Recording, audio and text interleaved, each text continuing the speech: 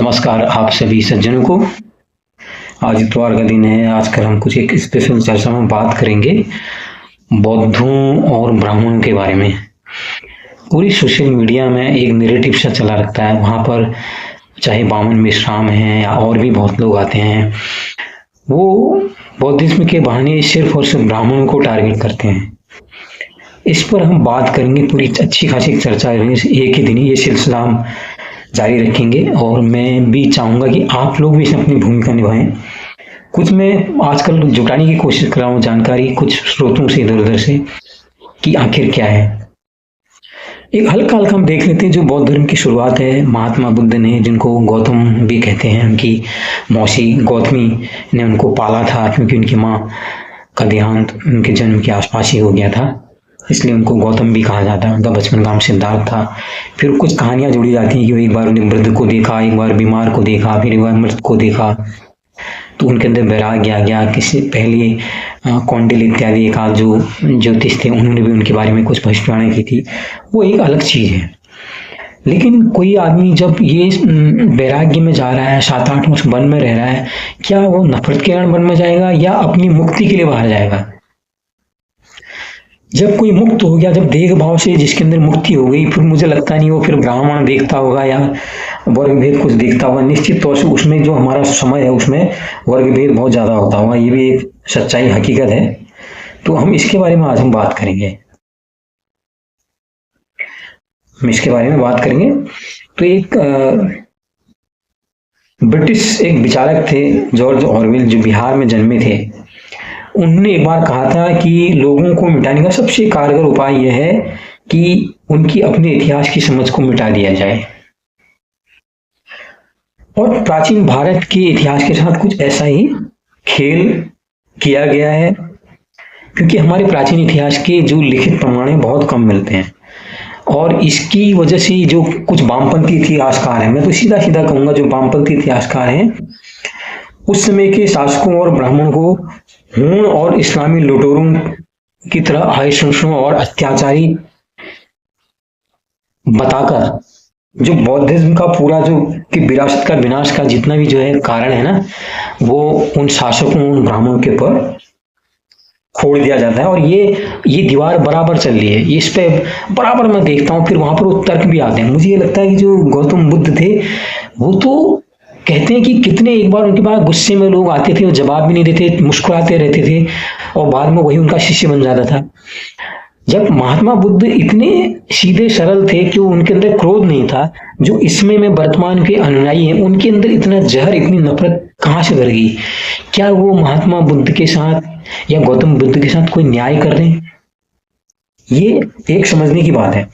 और इसमें एक जो पुष्यमित्र शुंग है ना, उसके बारे में भी बड़ी बात की जाती है कि पुष्यमित्र शुंग जो था, उसने बौद्धों का बड़ा विनाश किया, संहार किया।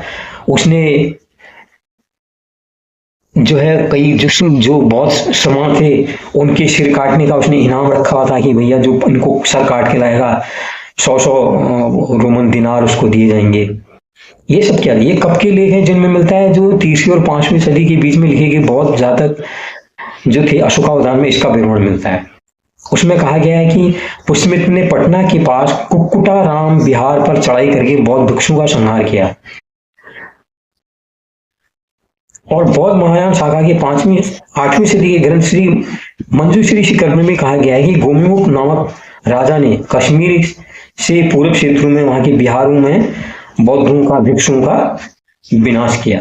तो बौद्ध ग्रंथ में बहुत जगह जो है पुष्यमित्र शुंग की बौद्ध धर्म विरोधी बातों का उल्लेख किया जाता है। लेकिन इसमें समस्याएं क्या है? समस्या है कि एक तो ये जो ग्रंथ हैं ये पुष्यमित्र काल के करीब 400 से लेकर 1700 साल बाद के हैं। दूसरे, इनमें हिंसा की घटनाओं का जो वर्णन किया गया हुआ है उसमें बड़ा अंतर है। अशोकावदान में जिन दीनार रोमनी उनको दीनार की बात की जाती थी, उसमें तो पुष्यमित्र के चलन में तो वो मुद्रा थी, वो तो चलन में ही नहीं थी। हासिल की बात है। लेकिन हम लोग, कोई लोग पढ़ते वगैरह नहीं है। अशोकावदान ने तो उसको मौर्य वंश का आखिरी राजा बनाया है। ब्राह्मण तो उसको मौर्य वंश का अंतिम राजा बनाया गया पुष्यमित्र शुंग को। और जबकि जो हर्षवंश के राजकवि थे बाणभट्ट, उन्होंने तो उसको कहा है वो तो अनार्य था। और जो उसके बाद जो चीन से जो बौद्ध यात्री आए थे उनके जो संपूर्ण विवरण है, जो उनके ऐतिहासिक तथ्य हैं, दस्तावेज हैं, वो उसमें ये हिंसा का कहीं पर कोई साबित ही नहीं करते हैं।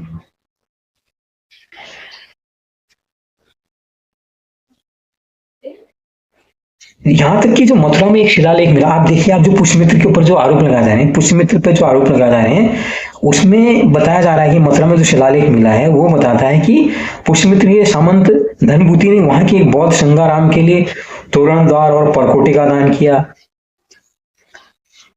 पुष्यमित्र के पुत्र अग्निमित्र का तो अमाती बौद्ध भिक्षु था।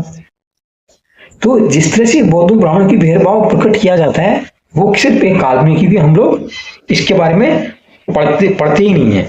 जो चीन से आने वाले जो बौद्ध यात्री थे, फाहियान थे, हाथरस सिंह थे, इन्होंने अपनी यात्रा में कहीं भी पुष्यमित्र की हिंसा का कोई जिक्र ही नहीं किया है, क्योंकि ये तो काफी समय तक आए और उन्होंने सब कुछ लिखा है, एक एक चीजें लिखी हैं, लेकिन पुष्यमित्र सिंह के बारे में उनका कोई भी वर्णन नहीं।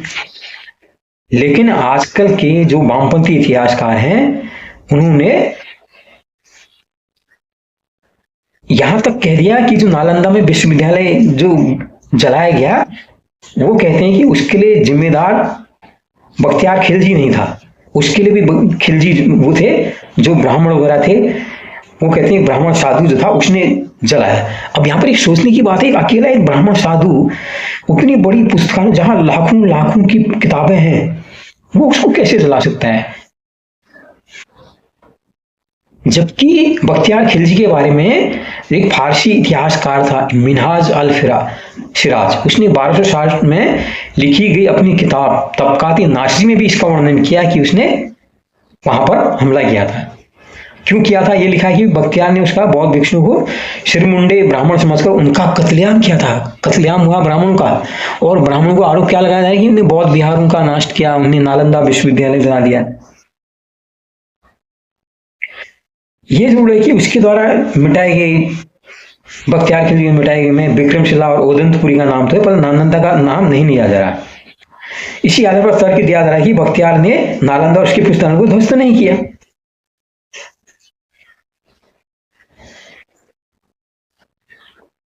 ये बाद में जो तारानाथ और खुम्पा खाम्पू ने तुर्क हमलों से नालंदा की दुर्दशा की बात दोहराई, जो कि खुद बौद्ध थे, उनने भी बात दोहराई कि वो बख्तियार खिलजी ने किया था।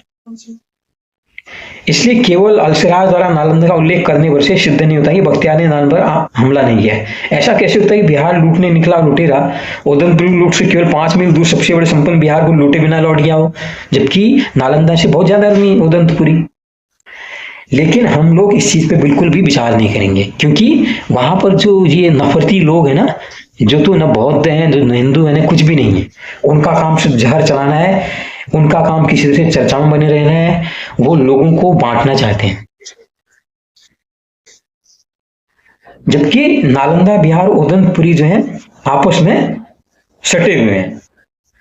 और यह भी हमें याद रखना चाहिए, जो नालंदा महाविहार की स्थापना किसने की थी? एक हिंदू सम्राट था कुमार गुप्त ने। किसी बौद्ध ने 200 गांव का दान नहीं दिया था, हर्षवर्धन ने वहां बनाया था, हर्षवर्धन ने 200 गांव का दान उसने किया था। बस उसका माध्यम जोड़ ये था कि उसमें संस्कृत, वहां पर संस्कृत सीखना अनिवार्य था। उस बिहार में बौद्ध मागुए के साथ तर्कशास्त्र, व्याकरण, खगोल, चिकित्सा, अथर्ववेद इत्यादि पढ़ाए जाते थे। वहां पर बुद्ध के साथ साथ विष्णु, सूर्यदेव, शिव के मंदिर भी थे। तो अपने अंतिम दिन में यह जयादित्य नाम के ब्राह्मण के दान पर चलता था ये नालंदा महाविहार।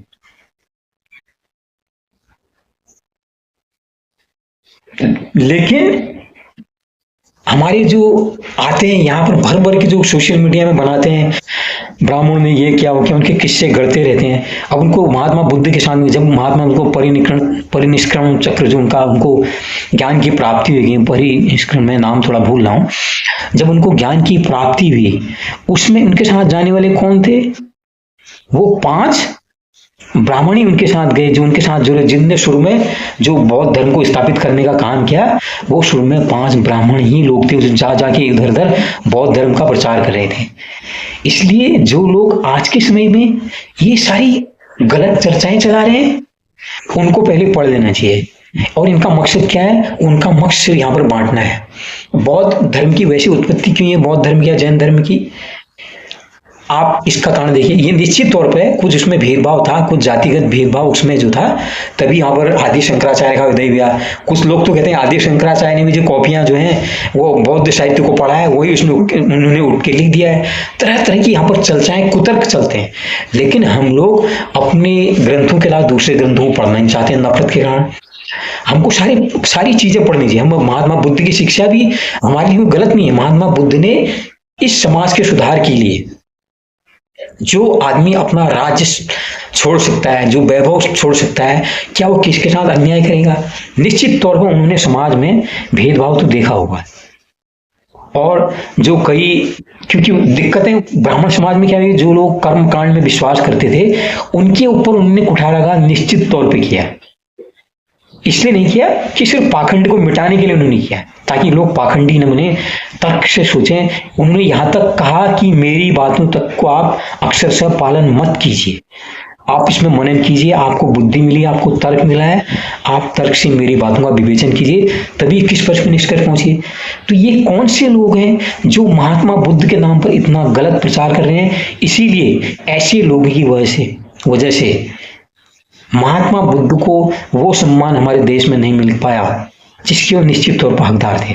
आज भी मैं देख रहा हूँ बहुत से लोग उनकी विरोध में भी मैं देखता हूँ। बहुत से जो सोशल मीडिया साइट्स हैं, मैं उनका नाम भी नहीं लेना चाहता, वो लोग उनके होने पर भी सवाल उठा देते हैं। नहीं, वो तो सिद्धार्थ नाम का कोई राजा ही नहीं था, कोई गौतम नाम का वही नहीं था। तो तर्क पूछते हैं, कहाँ बुद्ध पैदा हुए, कैसे, लाइए उसके प्रमाण दीजिए। ये सारी कुतर्क है। हमारे पास स्रोत बहुत हैं जहां से हम सारी जानकारियां उपलब्ध करा सकते हैं।